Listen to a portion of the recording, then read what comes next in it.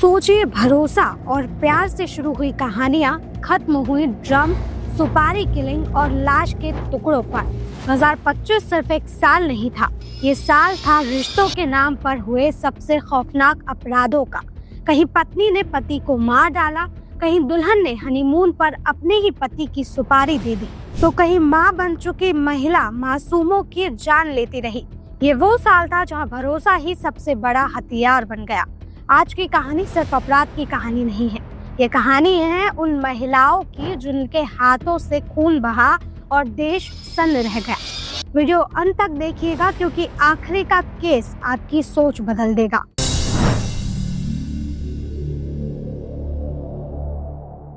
अब शुरुआत करते हैं उस केस से जिसने पूरे देश में डर का नया नाम दे दिया, नीला ड्रम।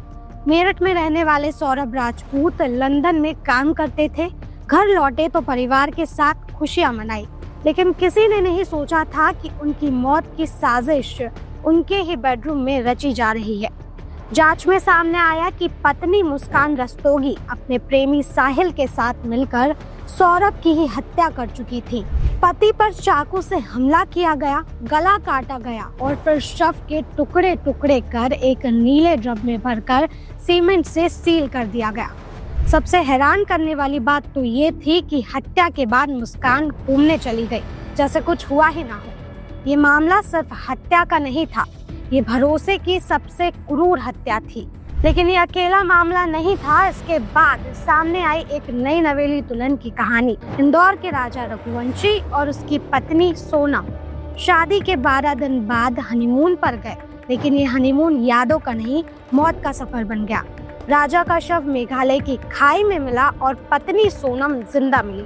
जांच में खुलासा हुआ कि सोनम का पहले से ही लव अफेयर था और उसी के प्रेमी के साथ मिलकर उसने अपने ही पति की सुपारी देकर हत्या करवा दी। यहाँ पर सवाल उठता है कि क्या शादी अब सिर्फ एक प्लान बन गई है, जहाँ जरूरत खत्म तो इंसान भी खत्म। और फिर सामने आया एक ऐसा चेहरा जो माँ जैसा तो था, लेकिन काम राक्षसों जैसा। हरियाणा के पानीपत में एक शादी समारोह के दौरान 6 साल की बच्ची विधि की हत्या हुई। तहकीकात हुई तो सामने आया कि कातिल कोई बाहर का नहीं बल्कि उसी की चाची पूनम थी। धीरे धीरे खुलासा हुआ कि पूनम पर 4 बच्चों की हत्या का आरोप था, जिसमें उसका अपना बेटा भी शामिल था। पुलिस पूछताछ में उसने कहा कि उसे सुंदर बच्चे पसंद नहीं थे। ये मामला बताता है कि अपराध सिर्फ गुस्से से नहीं बल्कि बीमार सोच से भी जन्म लेता है।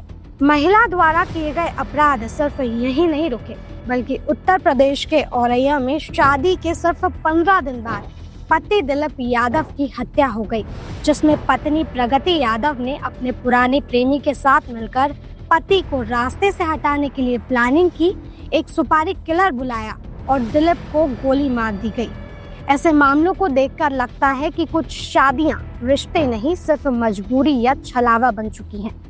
और अब एक ऐसा केस जहां सोशल मीडिया और रिश्तों की सच्चाई एक साथ टकराई। Bhiwani influencer murder case. Haryana के भिवानी में सोशल मीडिया इन्फ्लुएंसर रवीना ने अपने ही पति की हत्या कर दी।